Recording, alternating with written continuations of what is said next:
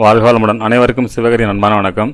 இந்த வீடியோவில் எதை பற்றி பார்க்க போகிறோம், நிஃப்டி மற்றும் பேங்க் நிஃப்டி அடுத்த நகர்வுன்னு பார்ப்போம். அதுக்கு முன்னாடி சப்ஸ்கிரைப் பண்ணிங்க. வீடியோ பிடிச்சி லைக் பண்ணுங்கள், ஷேர் பண்ணுங்கள், கமெண்ட் பண்ணுங்கள். உடனுக்குடன் அப்டேட்டுக்கு டெலகிராம் லிங்க் டிஸ்கிரிப்ஷனுக்கு ஜாயின் பண்ணிங்க.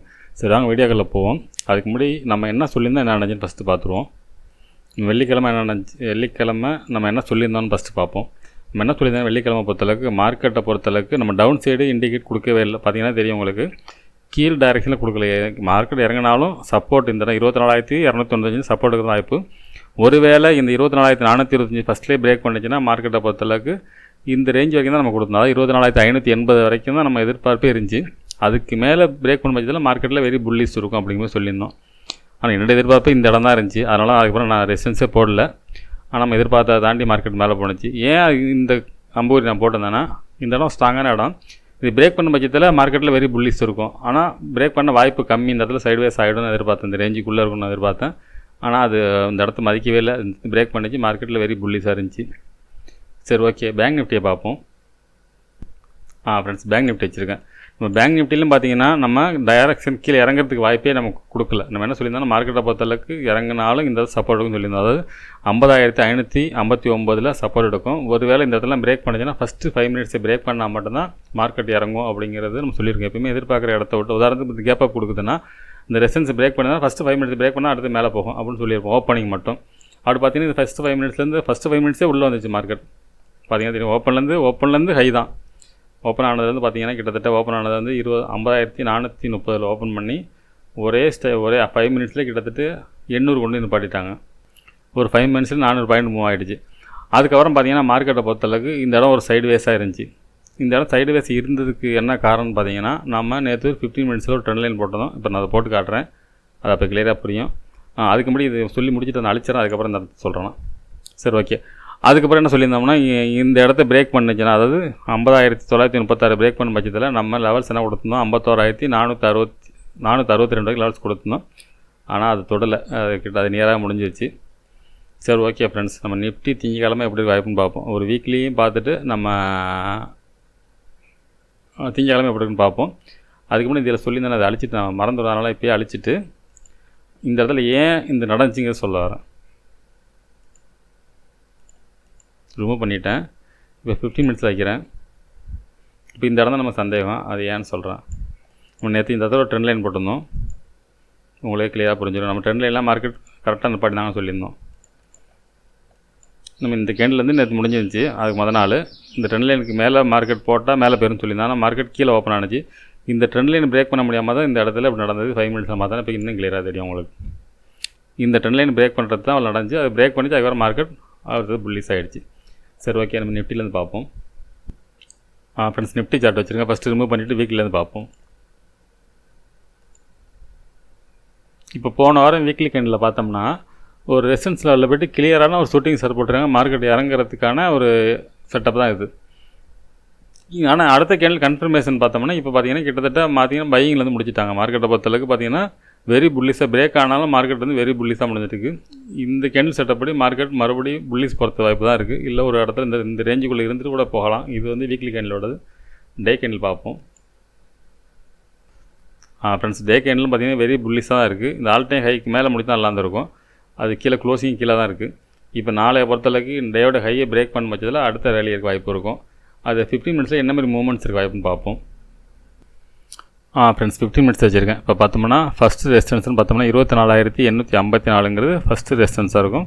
அதுக்கடுத்து பார்த்தீங்கன்னா ரவுண்ட் ஃபிகரில் போட்டிருக்கோம் 24,900, அடுத்து 25,000. 25,000ங்கிறது இந்த ரவுண்ட் ஃபிகரில் நிச்சயம் செல்லிங் வர வாய்ப்பு நிச்சயம் உண்டு. ஏன்னா இந்த மாதிரி ரவுண்ட் ஃபிகரில் இருக்கிறப்பெல்லாம் ரியாக்ட் ஆகும் மார்க்கெட். அது இந்தமாரி 25,000, 50,000 இதெல்லாம் வரப்பெல்லாம் நிச்சயம் நடக்கும். அதுன்னு பார்த்தா இதுக்கு அந்தாண்ட நான் போடல. இதுக்கு இந்தாண்டா கொஞ்சம் முன்ன பண்ண ஒரு 10-20 பாயிண்ட்டுக்கு போய்ட்டு திருப்பி ரிவர்ஸ் வரதுக்கான வாய்ப்பு இந்த இடத்துல உண்டு ஃப்ரெண்ட்ஸ். அதே சமயத்தில் சப்போர்ட்னு எடுத்துட்டோம்னா 24,759, 24,678, 24,623 3 சப்போர்ட் பண்ணி போட்டிருக்கோம். ரொம்ப சப்போர்ட்லாம் போடல. சரி, ஓகே. நாளைய மார்க்கெட்டை பொறுத்தளவுக்கு என்னோடய பாயிண்ட் ஆஃப் வியூவில் இந்த டூல் இந்த ரேஞ்சுக்குள்ளே இருக்கணும். ஒன்று சைட்வேஸ் இருக்க தான் வாய்ப்பாக தோணுது எனக்கு. அப்படி இல்லாத பட்சத்தில் இந்த அந்த 24,854ங்கிற ஃபஸ்ட்டு ரெசிஸ்டன்ஸுக்கு மேலே ஒரு கேப் அப் இருந்து ஃபஸ்ட்டு 5 மினிட்ஸ் பிரேக் பண்ண பட்சத்தில் மார்க்கெட்டை பற்றி 25,000 போகிறதுக்கான வாய்ப்பு அதிகம் ஃப்ரெண்ட்ஸ். இதுக்கு மேலே இருக்கும் பட்சத்தில் ஒருவேளை போயிட்டு திருப்பி உள்ளுக்குள்ளே வந்துருச்சுன்னா இந்த ரேஞ்சுக்குள்ளே இருக்கும் ஃப்ரெண்ட்ஸ். அது அப்படி தான் என்னோட பாயிண்ட் ஆஃப் வியூவில் இந்த ரேஞ்சுக்குள்ளே இருக்க வாய்ப்பு தான். ஏன்னா பேங்க் நிஃப்டி வந்து கிளியராக இதுமாரி பையிங்கில் பேங்க் நிஃப்டி இல்லை, அதனால தான் திருப்பி சொதப்பலான ஒரு செட்டப் வர மாதிரியே இருக்குது. அதனால் இந்த இடத்துல சைடுவேஸ் இருக்கும். அதுமாதிரி ரெண்டுக்கும் முரண்பாடாக இருக்கும் பட்சத்தில் சைடுவேஸ் இருக்க வாய்ப்பு அதிகம். இந்த இடத்துக்குள்ளே என்னோடய பாயிண்ட் ஆஃப் வியூவில் 24,850க்கும் 750க்கும் இடையில இந்த 100 பாயிண்ட்டுக்குள்ளே சைடுவேஸ் இருக்கிறதுக்கான வாய்ப்பு அதிகம் ஃப்ரெண்ட்ஸ். ஒருவேளை இந்த ஃபஸ்ட்டு சப்போர்ட் பிரேக் பண்ண பட்சத்தில் இந்த ரேஞ்ச் வரைக்கும் வரும், 24,623 வரைக்கும் வரதுக்கான வாய்ப்பு உண்டு. இது பிரேக் பண்ணால் மட்டும் இறங்க வாய்ப்பு உண்டு. அப்படி இல்லாத பட்சத்தில் இந்த ரேஞ்சுக்குள்ளே இருக்கும். சரி, ஓகே, பேங்க் நிஃப்டியை பார்ப்போம். ஃப்ரெண்ட்ஸ், பேங்க் நிஃப்டி வச்சுருக்கேன், இதை திரும்ப பண்ணிவிடுவோம். இப்போ பார்த்தீங்கன்னா வீக்லி வைப்போம். இப்போ இந்த வீக்லியில் பார்த்தீங்கன்னா உங்களுக்கு கிளியராக தெரியும் நிஃப்டி எவ்வளோ புல்லிஷாக இருந்துச்சு. இது பாருங்கள், அந்தமாதிரி செட்டப்பில் இல்லை. பேங்க் நிஃப்டியை பொறுத்தளவுக்கு இன்னும் கிளியரான அப்சைடுன்னு சொல்ல முடியாது.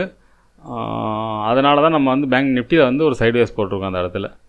சரி, ஓகே, இது வீக்லி கேண்டில் பார்த்து கிளியராக இல்லை. அழகாக ரிவர்சல் கேண்டில் இறக்கி முடிச்சிட்டாங்க. இந்த கேண்டிலுக்கு கீழே இருந்துச்சுன்னா கூட நம்ம இந்த ரேஞ்சில், அதாவது ஒரு கோடு போடுறேன்,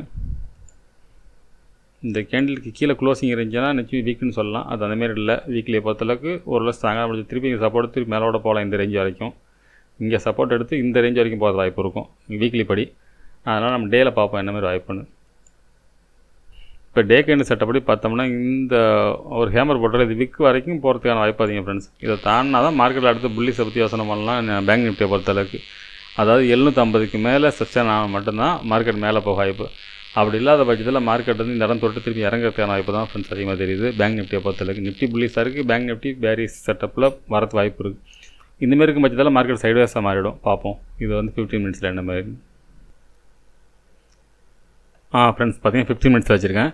இப்போ பார்த்தோம்னா ஃபஸ்ட்டு ரெசிஸ்டன்ஸ்னு பார்த்தோம்னா 51,515, அதுக்கடுத்து 51,749, அடுத்து 52,086, 52,427 வரைக்கும் போட்டிருக்கேன். அதுக்கப்புறம் சப்போர்ட்னு பார்த்தோம்னா 51,136, 50,850, அதுக்கடுத்து 50,559. சரி, ஓகே, இது என்ன மாதிரி நகர வாய்ப்புன்னு பார்த்தோம்னா மார்க்கெட்டை பொறுத்தளவுக்கு என்னோடய பாயிண்ட் ஆஃப் வியூவில் மார்க்கெட் வந்து 51,749 பிரேக் பண்ண பட்சத்தில் தான் மார்க்கெட் மேலே போக வாய்ப்பாக இருக்கும்.